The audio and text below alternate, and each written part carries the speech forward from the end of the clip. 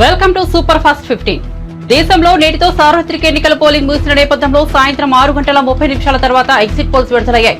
Exit polls కోసం దేశవ్యాప్తంగా ప్రజలు ఎంతో ఉత్కంఠంగా ఎదురుచూస్తున్నారు. చివరి దశ పోలింగ్ ముగిసిన అనంతరం సాయంత్రం 6:30 తర్వాతే ఎగ్జిట్ పోల్స్ విడుదల చేయాలన్న ఈసీ నిబంధనలు ఉండగా కొద్దిసేపటి కిందటే ఎగ్జిట్ పోల్స్ వెలువెత్తాయి. ఈ నేపథ్యంలో ఏపీ అసెంబ్లీ ఎన్నికల్లో ఏ పార్టీకి ఎన్ని సీట్లు అనే అంచనాలతో విడుదలైన ఎగ్జిట్ పోల్స్ ను ఓసారి పరిశీలిస్తే కేకే సర్వీస్ వారు టీడీపీ 133, వైసీపీ 13, జనసేన 21, బీజేపీ 7, ఇతరులు 0గా తెలిపారు. పీపుల్స్ పల్స్ వాళ్ళు టీడీపీ 95 నుంచి 110, వైసీపీ 45 నుంచి 60, జనసేన 14 నుంచి 20, బీజేపీ 2 నుంచి 5, ఇతరులు 0గా తెలిపారు. చాణక్య స్ట్రాటజీస్ వారు టీడీపీ కూటమి 114 నుంచి 125, వైసీపీ 39 నుండి 49, ఇతరులు 0 నుంచి 1గా తెలిపారు. ఆత్మసాక్షి వారు వైసీపీ 98 నుంచి 116, టీడీపీ 59 నుంచి 77గా తెలిపారు. పైనేర్ టీడీపీ కూటమి 144+, వైసీపీ 31, ఇతరులు 0గా తెలిపారు. రైజ్ వారు టీడీపీ కూటమి 113 నుంచి 122, వైసీపీ 48 నుంచి 60, ఇతరులు 0 నుంచి 1గా తెలిపారు. ఆరావారు వైసీపీ 98 నుంచి 116, టీడీపీ 59 నుంచి 77, ఇతరులు 0గా తెలిపారు. రేస్ వారు వైసీపీ 117 నుంచి 128, టీడీపీ 48 నుంచి 58గా తెలిపారు. జనగలం టీడీపీ కూటమి నుంచి 104 నుంచి 118, వైసీపీ 44 నుంచి 57, ఇతరులు 0గా తెలిపారు. పోల్ స్ట్రాటజీ గ్రూప్ వారు వైసీపీ 115 నుంచి 125, టీడీపీ 50 నుంచి 60గా తెలిపారు. ఆపరేషన్ చాణిక్య వారు వైసీపీ 95 నుంచి 102, టీడీపీ 64 నుంచి 68గా తెలిపారు.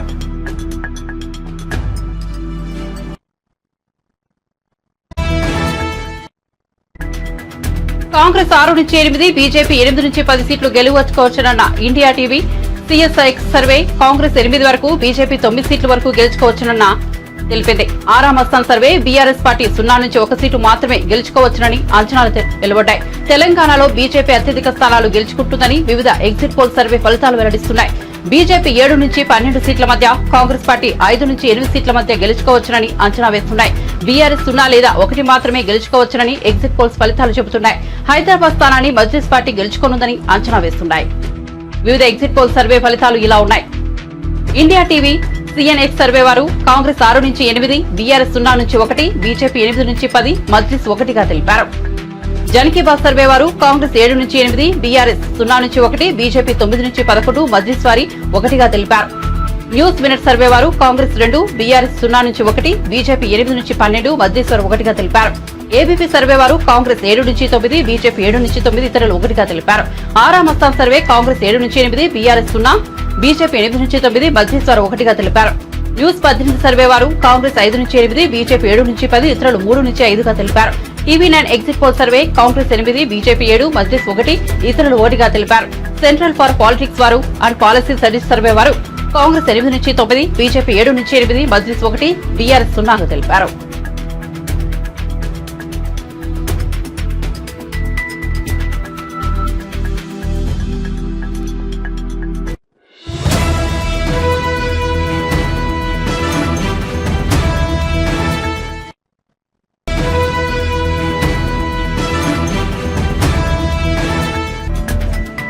తిరుమలలో హనుమాన్ జయంతి ఉత్సవాలను తిరుమల తిరుపతి దేవస్థానం వైభవంగా నిర్వహించింది. హనుమంతుడు జన్మస్థలంగా ప్రకటించిన అంజనాద్రిలో ఉదయం బాల ఆంజనేయ స్వామి వారికి ప్రత్యేక పూజలు, అభిషేకాలు నిర్వహించి నైవేద్యాలు సమర్పించారు. అనంతరం శ్రీవారి ఆలయం ఎదుట ఉన్న వేడి ఆంజనేయ స్వామి ఆలయంలో ప్రత్యేక పూజలు, అభిషేకాలు నిర్వహించారు. జపాలి తీర్థంలోని హనుమంతుడికి అభిషేకాలు, నివేదికలు నిర్వహించారు. జపాలిలోని హనుమంతుడికి టీటీడీ తరఫున ఈవో ధర్మారెడ్డి పట్టు వస్త్రాలు సమర్పించారు. మొదటి ఘాట్లోని 7వ మైల్ రాయి వద్ద ప్రసన్న ఆంజనేయ స్వామి వారికి పూజలు చేశారు. తిరుమలలో ఈ నెల 5 వరకు హనుమాన్ జయంతి ఉత్సవాలకు టీటీడీ ఘనంగా నిర్వహించనుంది.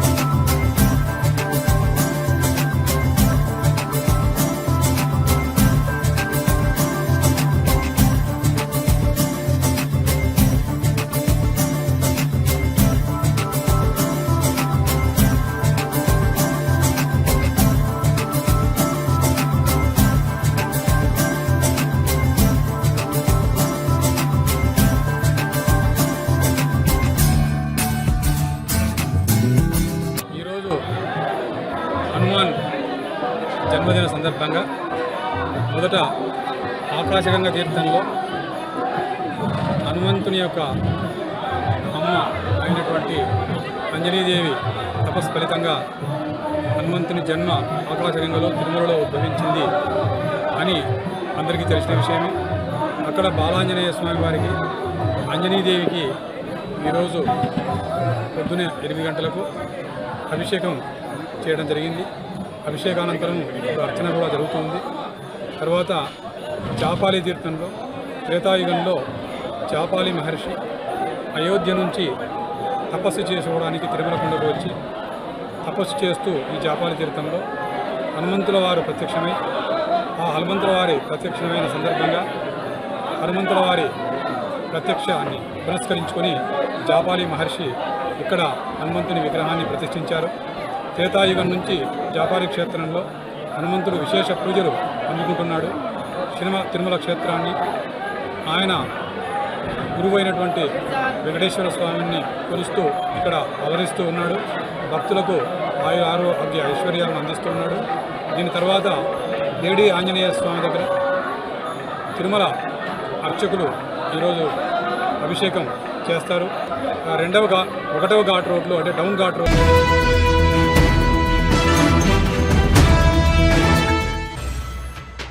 ఎన్నికల కౌంటింగ్ తరహాలోనే ఎగ్జిట్ పోల్స్ కూడా ఎంతో ఆసక్తి రేకెత్తిస్తుంటాయి. ఒక్కోసారి ఎగ్జిట్ పోల్స్ నిజమవుతుంటాయి, ఒక్కోసారి గురి తప్పుతుంటాయి. ఏదేమైనా ఎగ్జిట్ పోల్స్ కొన్ని రాజకీయ పార్టీలకు ఉత్సాహం ఊరట కలిగిస్తుంటాయి. ఇక దేశంలో చివరిదైన 7వ దశ పోలింగ్ జరిగింది. సాయంత్రం పోలింగ్ ముగిసిన వెంటనే ఎగ్జిట్ పోల్స్ జలపాతంలా దూకాయి. మొత్తం లోక్సభ స్థానాలు 543 కాగా ఏ పార్టీకి ఎన్ని సీట్లు అనే అంచనాలను వివిధ సంస్థల ఎగ్జిట్ పోల్స్ రూపంలో వెలువరించాయి. ఆ వివరాలను పరిశీలిస్తే జన్ కీ బాత్ సర్వే వారు బీజేపీ కూటమి 362 నుండి 392, కాంగ్రెస్ కూటమి 141 నుండి 161, ఇతరులు 10 నుంచి 20గా తెలిపారు. న్యూస్ నేషన్ వారు బీజేపీ కూటమి 340 నుండి 378, కాంగ్రెస్ కూటమి 153 నుంచి 169, ఇతరులు 21 నుంచి 23గా తెలిపారు. టైమ్స్ నౌ వారు బీజేపీ కూటమి 353 నుంచి 368, కాంగ్రెస్ కూటమి 118 నుంచి 133, ఇతరులు 43 నుంచి 48గా తెలిపారు. ఇండియా న్యూస్ డి డైనమిక్స్ వారు బీజేపీ కూటమి 371, కాంగ్రెస్ కూటమి 125, ఇతరులు 47గా తెలిపారు. రిపబ్లిక్ పీమార్క్ వారు బీజేపీ కూటమి 359, కాంగ్రెస్ కూటమి 154, ఇతరులు 30గా తెలిపారు. రిపబ్లిక్ భారత్ మ్యాట్రిక్స్ బీజేపీ కూటమి 353 నుంచి 368, కాంగ్రెస్ కూటమి 118 నుంచి 133, ఇతరులు 43 నుంచి 48గా తెలిపారు. దైనిక్ భాస్కర్ బీజేపీ కూటమి 281 నుంచి 350, కాంగ్రెస్ కూటమి 145 నుంచి 201, ఇతరులు 33 నుంచి 49గా తెలిపారు.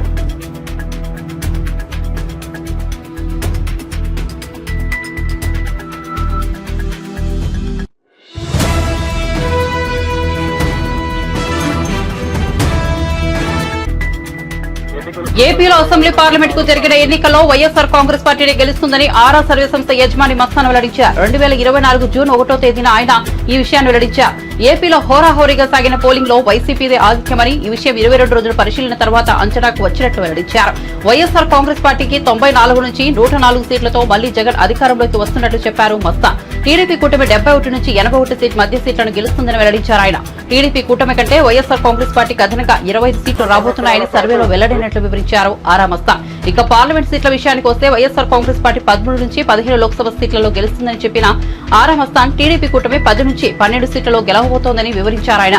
జనసేన పార్టీ పోటీ చేసిన 2 పార్లమెంట్ సీట్లలో ఆ పార్టీని విజయం సాధిస్తుందని వివరించారు. వైఎస్ షర్మిల ఆధ్వర్యంలో కాంగ్రెస్ పార్టీ ఓట్లను భారీ చీల్చిందని, దీనివల్ల 3 పార్లమెంట్ సీట్లను వైసీపీ కోల్పోవాల్సి వస్తుందని, ఇది ఆ పార్టీకి నష్టం చేకూర్చిందన్నారు Aara survey Mastan. SC, ST, minority వర్గాలతో పాటుగా ఈ గత 4 ఏళ్లుగా ఈ ప్రభుత్వం అనుసరించినటువంటి అనేక అభివృద్ధి, గ్రామీణ ప్రాంతాల్లో అభివృద్ధి, అలాగే సంక్షేమ కార్యక్రమాలు, డైరెక్ట్ బెనిఫిట్ స్కీమ్స్ కారణంగా బీసీలలో కూడా వైఎస్ఆర్ కాంగ్రెస్ పార్టీ గణనీయమైనటువంటి ఓట్లు సాధించింది. ఈ విధంగా తనకున్నటువంటి ఓటు బ్యాంకును కాపాడుకుంటూ కొత్తగా బీసీలలో ఓటు బ్యాంకుని చేర్చడం ద్వారా, మహిళల్లో తన ఓటు బ్యాంకును పెంచుకోవడం ద్వారా వైఎస్ఆర్ కాంగ్రెస్ పార్టీ ఈ రోజు తిరిగి రాష్ట్రంలో మరొకసారి అధికారంలోకి రాబోతా ఉంది. వైఎస్ఆర్ కాంగ్రెస్ పార్టీ ఆంధ్రప్రదేశ్ లో మే 13వ తేదీన జరిగినటువంటి ఎన్నికల్లో 49.41% ఓట్లను సాధించి 94 నుండి 104 అసెంబ్లీ స్థానాల్లో గెలవబోతా ఉంది. అలాగే తెలుగుదేశం పార్టీ కూటమి 47.55% ఓట్లను సాధించి కేవలం 71 నుండి 81 స్థానాలకు పరిమితం కాబోతా ఉంది. ఇతర పార్టీలు ఇండిపెండెంట్ అభ్యర్థులు 3.04% ఓట్లకు పరిమితం కాబోతా ఉన్నాయి.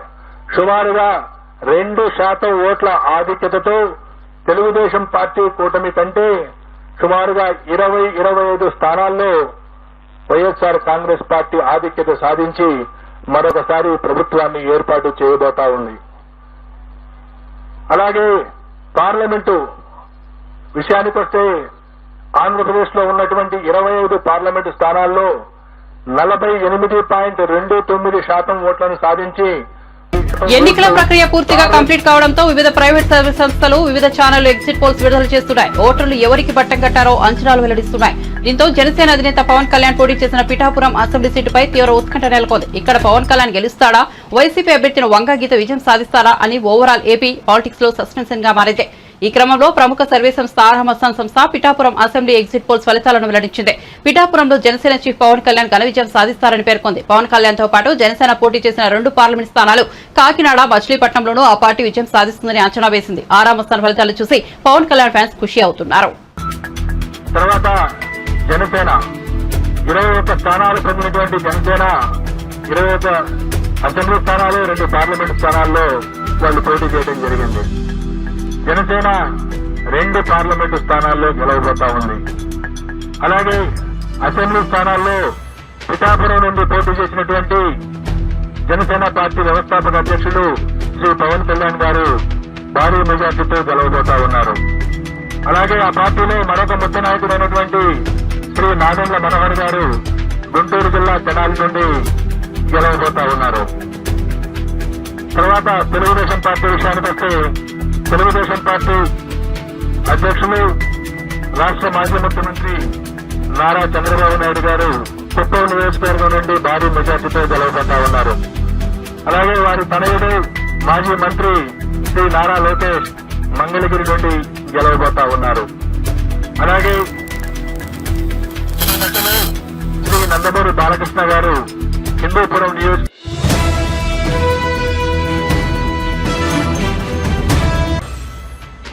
ఏపీలో ఎన్నికల ఫలితాలపై ఆరా సంస్థ తన పోస్ట్ పాల్ సర్వేను విడుదల చేసింది.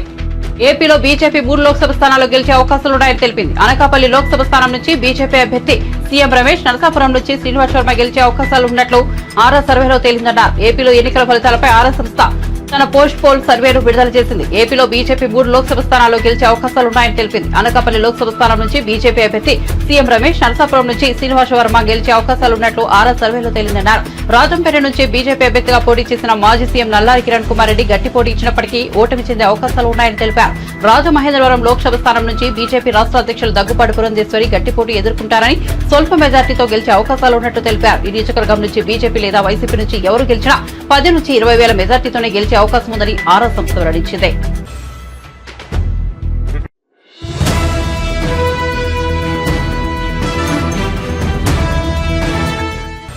ఆంధ్రప్రదేశ్ లో కూటమి ప్రభుత్వం అధికారంలోకి రావాలని పిఠాపురంలో జనసేన అధినేత పవన్ కళ్యాణ్ అఖండ మెజార్టీతో విజయం సాధించాలని ఆ పార్టీ కార్యకర్త ప్రత్యేక పూజలు చేస్తున్నారు.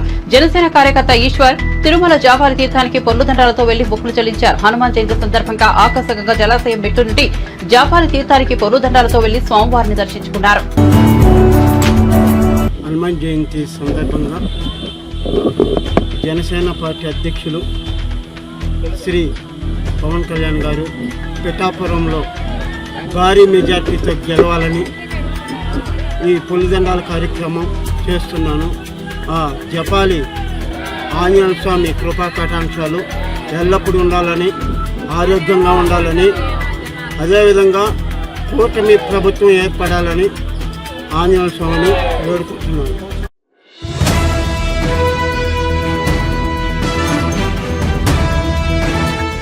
టీడీపీ అధినేత నారా చంద్రబాబు నాయుడు విదేశీ పర్యటనపై మంత్రి జోగి రమేష్ ఆసక్తికర వ్యాఖ్యలు చేశారు. శనివారం తాడేపల్లిలో వైఎస్ఆర్ కాంగ్రెస్ పార్టీ ప్రధాన కార్యాలయంలో ఆయన మీడియాతో మాట్లాడుతూ చంద్రబాబు విదేశీ పర్యటన $1 మిలియన్ ప్రశ్నగా మారిందన్నారు. చంద్రబాబు ఏ దేశానికి వెళ్లారు, ఎక్కడికి వెళ్లాలో పార్టీ నేతలకు సైతం తెలియదని, విదేశీ పర్యటన ఇంత గోప్యంగా ఉంచాల్సిన అవసరం ఏంటని ప్రశ్నించారు. ఎన్నికల్లో దోచుకున్న డబ్బులు దాచుకోవడానికి వెళ్లారు కనుకే ఇంత సీక్రెట్ గా ఉంచారని ఆరోపించారు. ఆయన విదేశీ పర్యటన. చంద్రబాబు నాయుడు విదేశాలకు వెళ్ళాడు. 10 రోజుల తర్వాత తిరిగి వచ్చాడు. చంద్రబాబు నాయుడు విదేశాలకి ఏ దేశం వెళ్ళాడు, ఏ దేశం నుంచి మరలా తిరిగి వచ్చాడనేది పెద్ద $1 million question mark. Chandrababu Naidu విదేశాలకి హైదరాబాద్ నుంచి బయలుదేరాడు. శంషాబాద్ ఎయిర్పోర్ట్ నుంచి విదేశాలకు బయలుదేరి దుబాయ్లో దిగాడని చెప్పి ఒక సమాచారం. దుబాయ్ నుంచి 10 రోజుల పాటు అసలు ఏ దేశానికి వెళ్ళాడు, ఎక్కడికి వెళ్ళాడు? ఒక పేపర్లోనేమో, ఒక ఎల్లో మీడియా పత్రికలోనేమో వైద్య పరీక్షల కోసం చంద్రబాబు నాయుడు విదేశాలకు వెళ్ళాడు.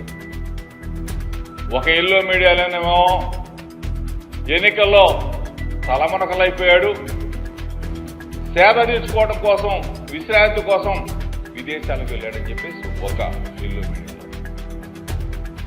తీరా చూస్తే ఆ పేపర్లో అన్నా రాస్తారేమో చంద్రబాబు నాయుడు ఫలానా దేశంలో విశ్రాంతి తీసుకోవడానికి పోయాడు, ఫలానా దేశంలో ఉన్నాడు, ఫలానా దేశంలో వైద్య పరీక్షలు చేసుకున్నాడు, లేదా ఫలానా దేశంలో విశ్రాంతి తీసుకున్నాడని చెప్పి చేస్తే అది లేదు. సరే,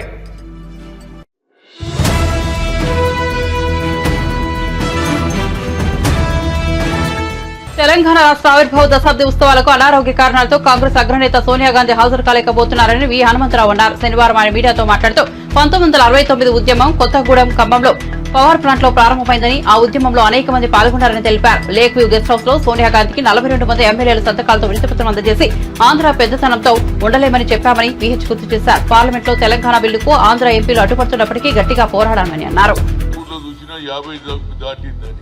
అలాంటి పరిస్థితులు రాకపోయినా ఆమె ఆశీర్వాదం తప్పనిసరిగా తెలంగాణ రాష్ట్ర కేబినెట్కు ఉంటుంది, రేవంత్కు ఉంటుంది, జనానికి ఉంటుంది. అమరవీరులకు కూడా ఎవరైతే సాక్రిఫైస్ చేశారో, మేము కూడా పార్లమెంట్లో బిల్లు పెడితే లోక్సభలో మన పార్లమెంట్ మెంబర్లు, అది పొన్నం ప్రభాకర్ కావచ్చు, మధు యాజ్కి కావచ్చు, అదేవిధంగా బలరాం నాయక్, అందరు కూడా షెట్కర్ మొదలు పెడితే అందరు కూడా దీనికి మద్దతు ఇవ్వడం, దాని తర్వాతనే రాజ్యసభలో రావడం. రాజ్యసభలో Sushil Kumar Shinde being a home minister ఆయన వీళ్ళు ప్రవేశపెడుతుంటే సుజనా చౌదరి, సీఎం రమేష్ అడ్డుపడడం, ఆ కాగితాలు లాక్కోవాలని ప్రయత్నం చేసే సమయంలో అప్పుడు నేను కూడా అడ్డంపడ్డా, గట్టిగా మందలించినాం. ఆ బిల్లు సోనియా గాంధీ నాకు బయట లాబీలో కేశవరావు, అదేవిధంగా కేసీఆర్ ఇద్దరు కూడా లాబీలో హనుమంతన గట్టిగా కొట్లాడంటే, నువ్వు చెప్పినందుకు కాదురా బాబు, మా నాయకురాలు చెప్పింది, మేము తప్పక పాస్ చేపిస్తామన్నాం, చేయించినాం. దానివల్లనే ఇవాళ తెలంగాణ వచ్చిందని చెప్తూ తప్పనిసరిగా రేపు జరిగే ఈ తెలంగాణ అభివృద్ధిని పెద్ద ఎత్తున చేస్తున్నారు. దీనికి కళాకారులు, అదేవిధంగా ట్యాంక్ రోడ్ మీద చేస్తున్నారు. అందరూ కూడా పెద్ద ఎత్తున ఇది ఒక పండుగ. ఈ తెలంగాణ 2 జూన్ ఒక పండుగలాగా ప్రతి ఒక్కరు కూడా గ్రామాలలో నుంచి వస్తున్నారు. కళాకారులు మన తెలంగాణ సంస్కృతి వంటకాలు కూడా మరి పెడుతున్నారో లేదో, పేరు బోటి, తలకాయ కూర.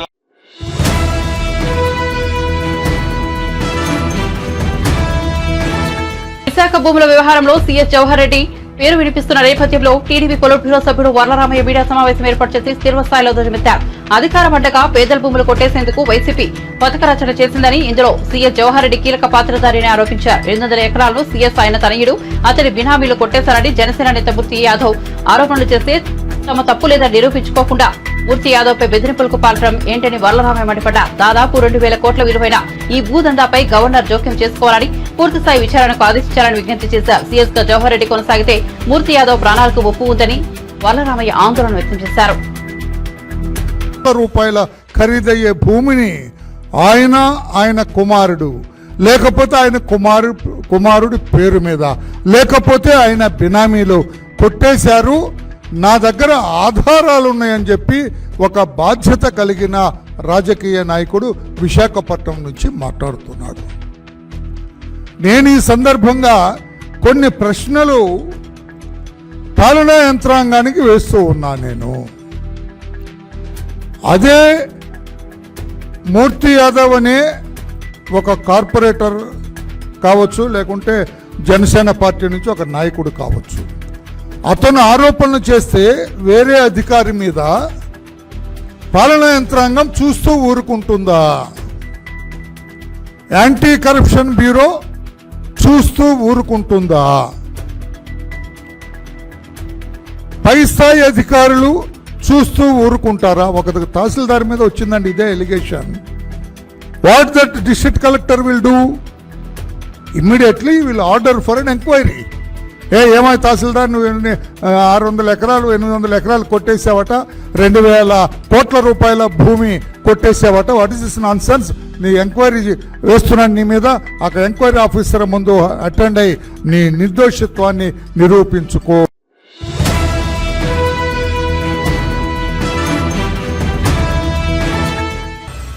తెలంగాణ ఆవిర్భావ వేడుకలకు తమకు గత 10 ఏళ్లలో ఒక్క ఆహ్వాన పత్రిక రాలేదన్నారు మంత్రి పొన్నం ప్రభాకర్. తాము మాజీ ముఖ్యమంత్రి కేసీఆర్ కు కూడా ఆహ్వానం పంపామన్నారు. పరేడ్ గ్రౌండ్ లో రాష్ట్ర ఆవిర్భావ వేడుకల ఏర్పాట్లను పరిశీలించిన పొన్నం తెలంగాణకు ఒక గీతం ఉండాలని, ప్రజలు మార్పు కోరుకుంటారని చెప్పారు. తెలంగాణ చిహ్నంపై గతంలో ఎవరి అభిప్రాయాలను తీసుకోలేదని, ప్రజల ఆలోచనకు అనుగుణంగా ప్రభుత్వం నిర్ణయం తీసుకుంటుందన్నారు. రాజకీయంగా విమర్శలకు వేదిక కాదని చెప్పారు. ఆవిర్భావ వేడుకల్లో రాష్ట్ర గీతం ఆవిష్కరిస్తామన్నారు. అన్ని రాజకీయ పార్టీలు వేడుకలు జరుపుకోవాలన్నారు. తెలంగాణ అమరులను ప్రధాని నరేంద్ర మోదీ అవమానించారని విమర్శించారు పొన్నం. తల్లిని చంపి బిడ్డను తెచ్చుకున్నారని హీరణ చేశారన్నారు. సోనియా గాంధీ తెలంగాణ ఇచ్చిన ప్రదాత, సోనియా వస్తారని నమ్మకం ఉందన్నారు. జై జై హే తెలంగాణ పాట తెలంగాణ సమాజాన్ని సంఘటితం చేసే శక్తిగా అభివర్ణించారు. మంత్రి జూపల్లి కృష్ణారావు తెలంగాణ రాష్ట్ర సాధన కోసం వందలాది బిడ్డలు ప్రాణాలు అర్పించారని చెప్పారు. గొప్ప తెలంగాణ ఏర్పడాలని అమరవీరులు కోరుకున్నారు. అమరవీరుల ఆంక్షలకు భిన్నంగా పాలన కొనసాగుతుందన్నారు. బీజేపీ బీఆర్ఎస్ ఇష్టానుసారంగా మాట్లాడుతున్నారని విమర్శించారు. గలమెత్తి తెలంగాణ యొక్క వాదాన్ని పార్టీ, అన్ని రాజకీయ పార్టీలు నిర్ణయం తీసుకునే విధంగా జరిగితే దురదృష్టం. ప్రస్తుత ప్రధానమంత్రి తెలంగాణ సమాజాన్ని అవహేళనపరిచే విధంగా, తెలంగాణ అమరులందరినీ కూడా కించపరిచే విధంగా తల్లి చనిపోయింది, బిడ్డ తెచ్చుకున్నారు, దొంగతనం తెచ్చుకొచ్చుకున్నారు అనేటువంటి మాట తెలంగాణ కోసం ఉద్యమించారో వాళ్ళందరూ కూడా స్పందించాల్సిన అవసరం ఉందని కోరుతా ఉన్నాం. మేము ఎప్పుడు కూడా రాజకీయ పార్టీగా ఎవరిని అవంటలేం. తెలంగాణ ఏర్పాటులో సుష్మా స్వరాజ్ గారి పాత్రను ఎప్పుడు మర్చిపోం. కానీ ఈనాటి ప్రధాని స్వయంగా పార్లమెంటు వేదికగా తెలంగాణను అవమానపరిస్తే తెలంగాణ ఉద్యమకారులుగా బాధపడుతూ ఉన్నాం. తెలంగాణ ప్రజలందరూ కూడా ఈ అంశాన్ని సీరియస్గా తీసుకోవాల్సిన అవసరం ఉంది అని మనం ఈ సందర్భంగా ఆవిర్భావ దినోత్సవం సందర్భంగా జ్ఞాపకం చేస్తున్నాం. మరి ఏది ఏమైనా రాబోయే కాలంలో తెలంగాణ మరింత అన్ని రకాలుగా ప్రజాస్వామికంగా, అసలు తెలంగాణ పోరాటము, నినాదము, ఉద్యమమే ఆత్మగౌరవానికి సంబంధించి. అటు ఆత్మగౌరవం లేకుండా ఉండే పరిస్థితుల నుంచి ఆత్మగౌరవంగా, సెల్ఫ్ రెస్పెక్ట్గా ఉండేటువంటి విధంగా మనందరం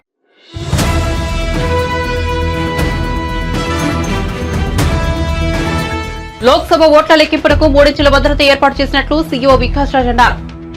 బీఆర్కే భవన్ లో మీడియాతో మాట్లాడుతూ మధ్యాహ్నం 3 గంటల లోపు ఫలితాలు వెలువడతాయని చెప్పారు. చేవెళ్ల, మల్కాజ్గిరిలో 2 కౌంటింగ్ కేంద్రాలను ఏర్పాటు చేసినట్టు చెప్పారు. లెక్కింపు కేంద్రాల్లోకి మొబైల్ ఫోన్లు, ఎలక్ట్రానిక్ డివైస్ అనుమతించబోమని చెప్పారు. కౌంటింగ్ హాల్ నుంచి 100 మీటర్ల వరకు ఎవరికి అనుమతి ఉండదని పేర్కొన్నారు. లెక్కింపు హాల్ మొత్తం సీసీటీవీ పర్యవేక్షణలో ఉంటుందని అన్నారు. స్ట్రాంగ్ రూమ్ నుంచి కౌంటింగ్ హాల్ వరకు ప్రత్యేకమైన దానిలో సీసీటీవీ మానిటరింగ్ ఉంటుందని అన్నారు. చొప్పదండి, యాకుల్పుర, దేవరకొండలో అత్యధికంగా 24 రౌండ్లలో ఓట్లు లెక్కిస్తారని చెప్పారు.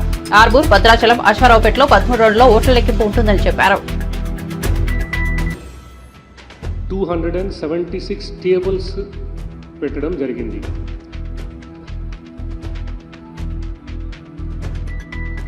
దానికి హాల్స్ నేను ఆల్రెడీ చెప్పాను ఇంతకుముందు.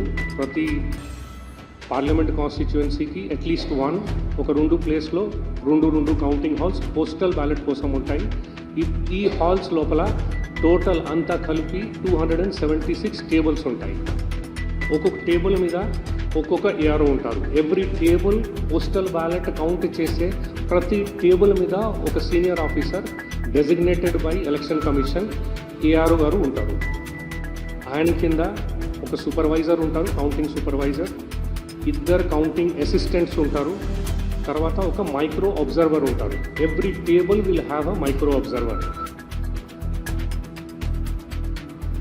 సో ఇది అంతా చేసేది ఆల్మోస్ట్ 1600-1700 వరకు staff will be involved in the counting of postal ballots. తర్వాత ఈటీపీబీఎస్కి కొంత ప్రిస్క్రైబ్డ్ ప్రొసీజర్ ఉంది ఈసీఐ వారిది. అంటే ఈటీపీబీఎస్ అంటే అది ఎన్వలప్స్ వస్తాయి. ఎన్వలప్స్లో స్కానింగ్ అవి అంతా.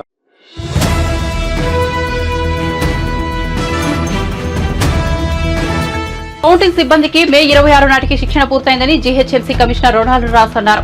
నిజాం కళాశాలలో ఓట్ల లెక్కింపు కేంద్రాలను ఆయన పరిశీలించి మాట్లాడారు. ప్రతి అసెంబ్లీ నియోజకవర్గానికి ఒక అబ్జర్వర్ ఉంటారని తెలిపారు. ప్రతి కౌంటింగ్ కేంద్రంలో మీడియా ప్రతినిధుల కోసం ప్రత్యేక ఏర్పాట్లు చేస్తున్నట్లు వివరించారు. హైదరాబాద్లోని 13 ప్రాంతాల్లో 16 హాల్లో ఓట్ల లెక్కింపు ఉంటుంది. 3 చోట్ల పోస్టల్ బ్యాలెట్ ఓట్ల లెక్కింపు ఉంటుంది. ప్రతి కౌంటింగ్ హాల్లో 14 టేబుల్ ఏర్పాటు చేశారు. జూబ్లీహిల్స్ లో అత్యధికంగా 20 టేబుల్ ఉంటాయి.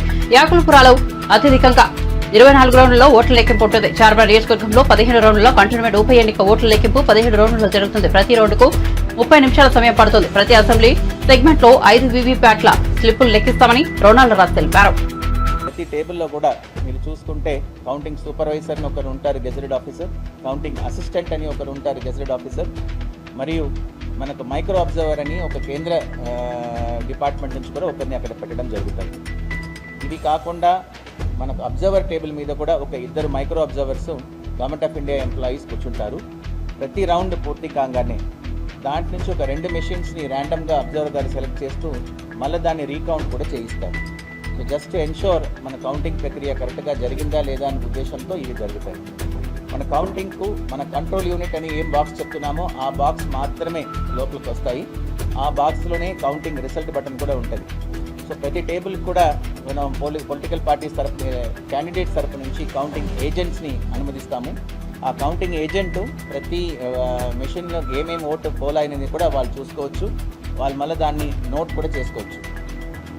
అలాగే ఇక్కడ పోస్టల్ బ్యాలెట్ కూడా సెపరేట్గా వాళ్ళు కౌంటింగ్ ఏజెంట్ పెట్టుకుని చేసుకోవడానికి కూడా మేము వెసులుబాటు కల్పించాము. అలాగే ఈ హాల్లో మన క్యాండిడేట్ కానీ వాళ్ళ ఎలక్షన్ ఏజెంట్ కానీ మళ్ళీ ఏఆర్ఓ టేబుల్ మీద ఏమైనా కౌంటింగ్ ప్రక్రియ జరిగితే దాని మీద చూడడానికి కూడా మన ఎలక్షన్ మన పొలిటికల్ పార్టీ వాళ్ళకు క్యాండిడేట్స్ కూడా అనుమతి ఇవ్వడం జరుగుతుంది. సో అన్ని రంగాల్లో కూడా we are prepared for the purpose of counting. 4వ తారీఖు ఈ కౌంటింగ్ ప్రక్రియ అనేది చాలా సాఫీగా పీస్ఫుల్గా చేయడానికి.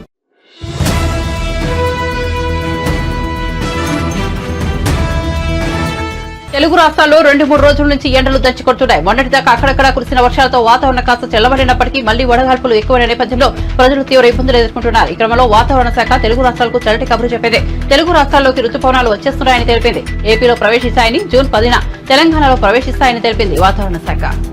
ఏపీలో మొదటి రాజ్య రాయలసీమలో రుతుపవనాల ప్రభావం చూపిస్తుందని, ఆ తర్వాత రాష్ట్రమంతా విస్తరిస్తాయని తెలిపింది. తెలంగాణలో జూన్ 10 నుంచి ప్రవేశించి రాష్ట్రమంతటా విస్తరిస్తాయని తెలిపింది వాతావరణ శాఖ. జూన్ 2 నుంచి ఏపీలో వర్షాలు కురిసే అవకాశం ఉందని, అప్పటిదాకా వాతావరణం పొడిగా ఉంటుందని తెలిపింది. దక్షిణ కోస్తాలో వడగాలులు కొనసాగుతాయని, అక్కడక్కడ ఓ మోస్తరు నుంచి భారీ వర్షాలు కురిసే అవకాశం ఉందని తెలిపింది వాతావరణ శాఖ.